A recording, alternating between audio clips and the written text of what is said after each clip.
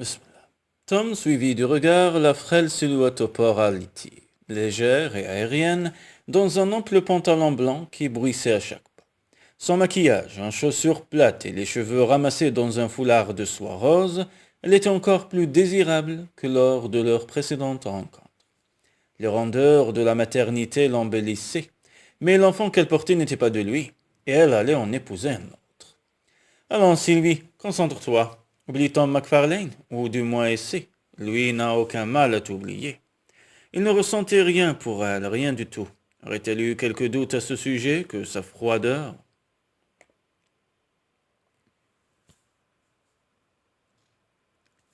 À son égard les aurait complètement dissipés. Elle comprenait maintenant ce que signifiait pour lui cet instant de passion fulgurante, aussi brutale qu'irrésistible, une réaction masculine à une situation de tension, un besoin instinctif de prouver sa virilité, la défense typique d'un mâle arrogant, dominateur. Les femmes comme vous, j'en ai plus qu'assez. De quel droit osait-il la juger? Il ne la connaissait même pas. D'ailleurs, désirait-il seulement la connaître? Et dire que pendant toutes ces semaines, elle n'avait cessé de songer à lui, au point de sursauter chaque fois que le téléphone sonnait, espérant que ce soit lui. Lui. Étouffant un soupir, elle se força à examiner les créations de couturiers parmi lesquelles on lui avait demandé de choisir la robe de ses rêves. Mais elle ne croyait plus aux rêves, plus depuis qu'elle avait décidé de prendre en main son destin, et de cesser d'en être le jouet. À cet instant, le bébé remua, comme pour lui rappeler que le destin avait une manière bien à lui de faire un pied de nez à tous ceux qui l'avaient malmené. Avec un sourire, elle caressa son ventre. La robe. Elle devait se concentrer sur cette robe. Quel style choisir? Votre robe de mariée doit être le reflet de votre nature profonde, avait-elle coutume de dire à ses clientes. Oui, mais avait-elle vraiment toute l'attitude pour affirmer son style? Lorsque l'événement devait faire la couverture de célébrités, encore pouvait-elle s'estimer heureuse. Les modèles qu'on lui proposait étaient tous d'authentiques merveilles. Rien d'étonnant de la part d'une dessinatrice aussi talentueuse que Gina Wagner. Cette robe de soie ondoyante et brodée de perles, par exemple, aurait été parfaite pour un mariage sur une plage. Se souvenant qu'une de ses clientes avait exprimé ce souhait, elle en prit note sur son agenda électronique. Un mariage sur une plage paradisiaque ne lui aurait pas déplu, mais le travail qu'on lui avait imposé devait principalement servir de vitrine au plus grand nombre d'exposants possible. Elle se voyait donc contrainte d'organiser un mariage traditionnel, à l'église du village avec demoiselles d'honneur, calèches et musique d'orgue. Rien de nouveau, en somme, un mariage traditionnel comme elle en avait organisé des centaines. Son regard s'arrêta sur un bouquet de violettes que Lucie était allée cueillir dans le parc. Retenues par un fin ruban de satin mauve, elles avaient un charme très élégant, parfait pour un mariage printanier. Sylvie porta son visage les fleurs aux pétales veloutés, en huma le parfum délicat et sourit. Un simple bouquet de violettes serait du meilleur effet. Minimaliste, discret, très distingué. Maintenant que maître avec ses fleurs, toutes ces robes bustiers, idéales pour un mariage civil, étaient presque trop sobres pour une cérémonie à l'église. Or, célébrité voulait du spectacle, de l'originalité. Il lui fallait un thème, une idée qui donne son unité à l'événement, faute de quoi ce mariage ne serait guère qu'une succession de belles photos. Avec un soupir, elle étala une main distraite les objets que Lucie lui avait rassemblés. Une longue boucle d'oreille en améthyste, un morceau de soie mauve qu'elle portait à son cou, des pétales de fleurs séchés, des cartes d'invitation, des rubans. C'était ravissant, absolument ravissant. Les ingrédients d'un véritable conte de fées. Il lui manquait seulement l'histoire. Mais elle n'y croyait plus à cette soi-disant magie de mariage. Elle avait payé cher pour savoir que les beaux serments, les promesses d'amour éternel, fondent souvent comme neige au soleil à la moindre difficulté. Peut-être était-ce pour cela que le fiasco du mariage de Candy l'avait tellement affectée. Elle avait vécu cette mésaventure comme la répétition de vieux souvenirs dont le temps n'avait en rien atténué l'acuité, à tel point qu'elle avait délégué à Josie l'organisation des mariages, Non qu'elle négligeait ses clients, au contraire. Josie était une assistante exceptionnelle que bien des concurrents lui enviaient. D'ailleurs, si elle n'y prenait pas garde, elle risquait un jour de la perdre. Elle se promit de lui accorder bientôt une augmentation. En attendant, les préparatifs du gala n'avançaient pas. Un long soupir tremblant lui échappa. « Allez, Sylvie, marmonna-t-elle, tu peux y arriver. » Laissant les robes de côté, elle saisit un soulier de satin mauve orné d'un motif de perles et de broderies. « Vous avez trouvé quelque chose » demanda Gina dans l'embrasure de la porte. « Eh bien, ces chaussures, je crois que vous avez du mal à choisir. »« Un peu, » concéda Sylvie en indiquant sa silhouette de la main. « Dans mon état, je peux difficilement passer pour une sylphide. Toutes vos robes sont des pures merveilles, mais tout ceci est une mise en scène, quelque chose de fictif, dans lequel j'ai du mal à m'investir. Vous comprenez? Toutes mes clientes pensent à leur fiancé lorsqu'elles choisissent leur robe nuptiale, ou du moins la plupart. Et lorsqu'elles la trouvent, elles disent toujours une phrase du genre « Je vais le faire craquer dans cette robe ». Candy, elle avait déclaré « Je vais faire mourir d'envie tout le monde ». Et c'est à ce moment que vous savez si le mariage va être réussi. Du moins, c'est un bon indice, répondit Sylvie avec un haussement d'épaules. Je ne sais pas. J'ai sans doute organisé trop de mariages parfaits qui n'ont pas duré. Songez aux autres, à tous ceux qui ont réussi, conseilla Gina en examinant le deuxième soulier. Tenez, essayez-le. Vous avez de plus petits pieds que moi. Sylvie obtempéra et tendit le pied. Quelle merveille! Les perles qui parsemaient la broderie scintillaient doucement comme des étoiles. « Il vous voit ravir, » sourit Gina. « Enfilez donc l'autre. Voilà, faites quelques pas. Alors, qu'en pensez-vous ?»« Ils sont magnifiques, à tel point que j'hésite à vous les rendre, » admit-elle en riant. « Mais franchement, des souliers mauves. Eh bien, la couleur revient à la mode. Dans les mariages, vous savez. Qu'est-ce qui vous plairait? Un motif en broderie, en appliqué, de la dentelle? Je connais une personne qui fait de véritables merveilles. » Comme Sylvie gardait le silence, elle ajouta. « Ce qu'il nous faut pour nous mettre dans l'ambiance, c'est un homme. »« Désolé, Gina, » répondit-elle en fixant ses pieds avec obstination. « Je ne peux pas vous aider en cela. »« Vraiment? Pardonnez mon indiscrétion, mais le bébé est le résultat d'un don de sperme. » Gina avait l'air sceptique. « À une clinique? »« Non, pas vraiment, mais disons que le père ne faisait pas partie du contrat. »« Ah bon, peu importe.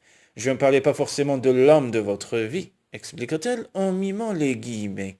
« Ce qu'il nous faut, c'est un figurant suffisamment sexy pour vous mettre dans l'ambiance. » Sylvie ferma les yeux pour chasser l'image de Tom McFarlane.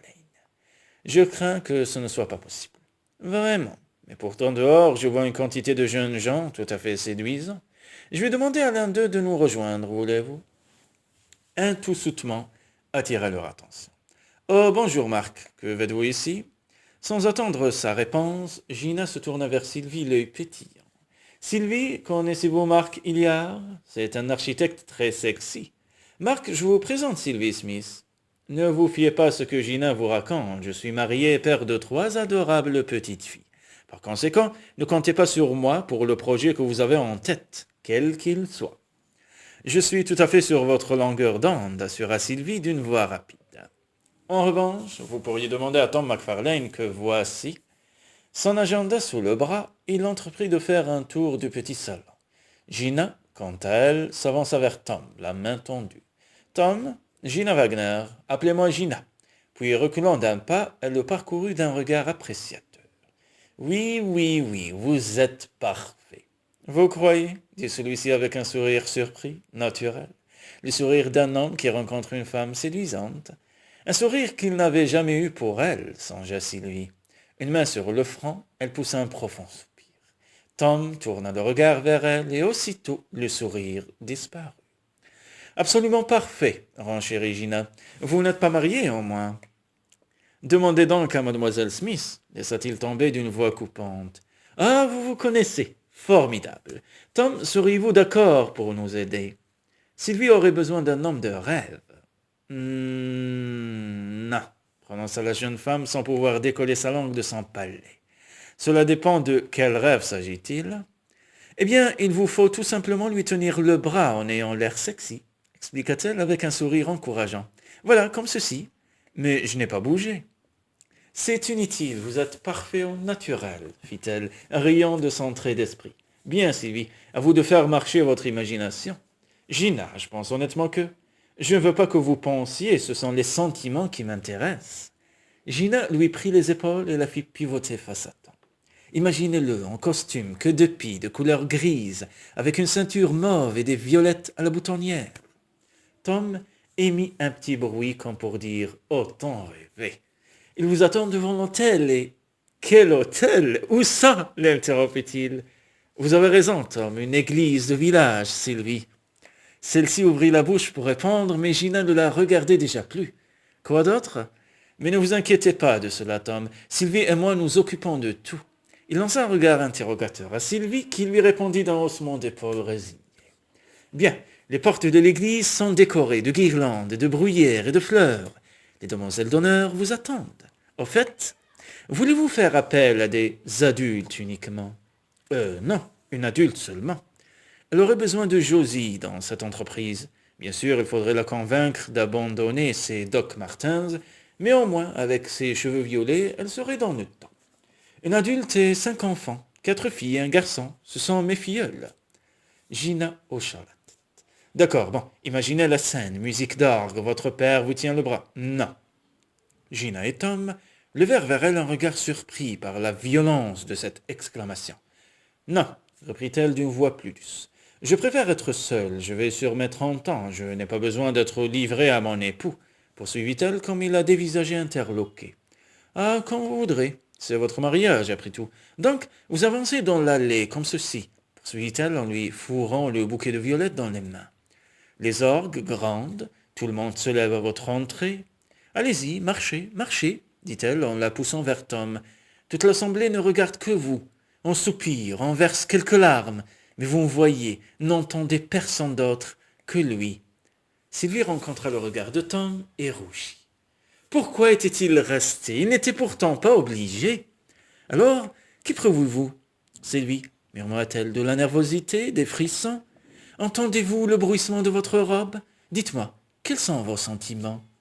Pendant un instant, Sylvie se crut dans la petite église nimbée de la lumière, colorée des vitraux.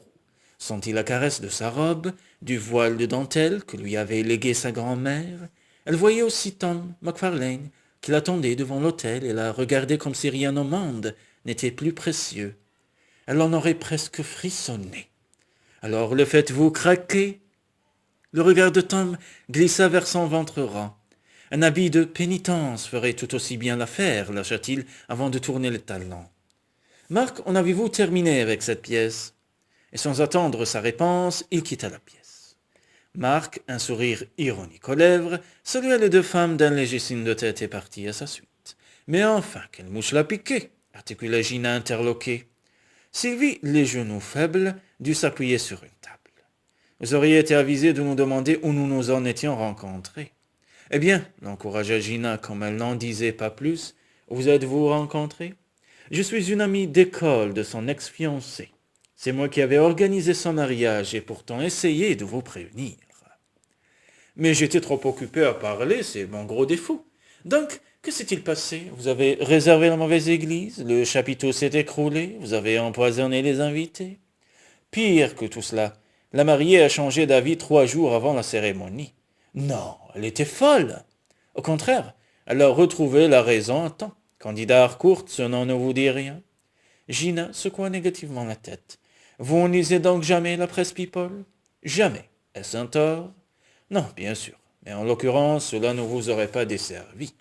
Je ne comprends toujours pas où vous voulez en venir, dit Gina en fronçant les sourcils. Vous ne pouvez pas être tenu pour responsable de la décision de votre amie. Non, à ceci près qu'elle s'est enfuie avec l'un de mes employés. Oh! Gina haussa les épaules. Tout de même, je persiste à le trouver bien dur vis-à-vis de vous, même si, franchement, à la manière dont il vous regardait. Connaissez-vous l'expression « si un regard pouvait tuer » ? Par combustion spontanée. Alors, êtes-vous sûr que la mariée était la seule à être tombée amoureuse? Elle leva aussitôt les mains en signe d'excuse. Oubliez ce que je viens de vous dire. Où en seriez-vous si vos clientes ne pouvaient plus vous confier leur fiancé? Bon, contentez-vous de me raconter ce que vous avez vu ajouta-t-elle comme Sylvie, le rouge aux joues, la regardait sans rien dire. Vu? Oui, tout à l'heure. Je vous ai observé, vous avez vu quelque chose, ressenti quelque chose.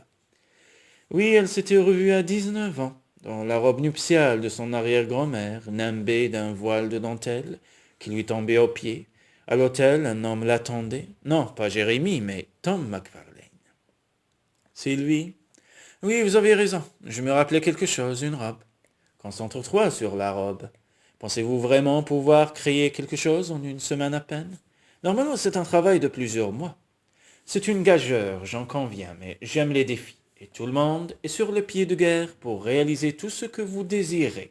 Par conséquent, rêvez un peu, rêvez beaucoup, faites-vous plaisir. Sylvie se força à sourire. Le fait est que j'ai déjà vécu ce rêve à 19 ans. Pour cette occasion, il était prévu que je porte la robe de mon arrière-grand-mère. Ah bon? Comme c'est romantique. Donc voyons, votre arrière-grand-mère, dites-vous?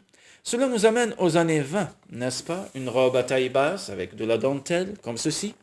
Elle dessina un croquis rapide et tendit son calepin à Sylvie. Oui, c'est très ressemblant, dit-elle, impressionnée. Merci, vous en avez de la chance. Combien de gens savent quelle robe portait leur arrière-grand-mère à son mariage? Savez-vous où elle se trouve? Sylvie allait secouer la tête lorsqu'elle se rendit compte que le vêtement devait être resté à l'endroit où elle l'avait rangé, juste avant la saisie. Je suis censé vous permettre de déployer votre talent, Gina. Une robe de musée ne vous apportera aucune publicité.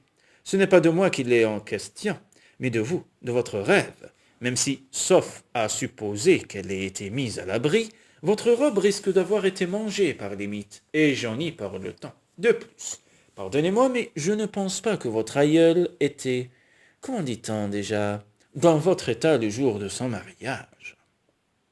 C'est vrai. À presque 30 ans et enceinte, cette dentelle virginale serait particulièrement déplacée. En fait, j'aurais un modèle plus grande personne, qui irait bien avec ses chaussures, mais par curiosité professionnelle, j'aurais très envie de voir la robe de votre arrière-grand-mère. Je vais voir ce que je peux faire.